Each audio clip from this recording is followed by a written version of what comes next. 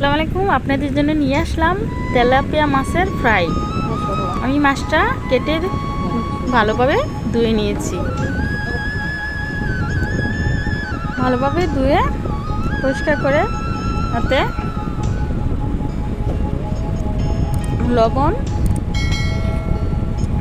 একটু লেবুর রস মেখে নিয়েছি। এরপরে ভালোভাবে মেখে নিব ফ্রাইয়ের জন্য।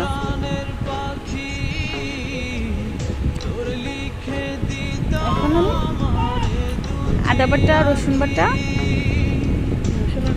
কাঁচামরিচ বাটা ও সরিষা বাটা দিয়ে ভালোভাবে মেখে নিতেছি। মেখে ভালোভাবে মাছ কাটা ফাঁকি ফাঁকি ঢুকিয়ে দিয়েছি মশলাগুলো।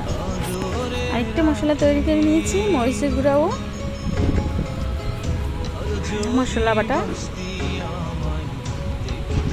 দিয়ে ভালোভাবে মেখে মাছটা মেখে নিয়েছি। এখন ভাজি করে হয়ে যাবে ফ্রাই। ভাজি করে নিলাম। দেখুন পাইনাপেলটা কত সুন্দর হয়েছে, খেতেও খুব সুস্বাদু।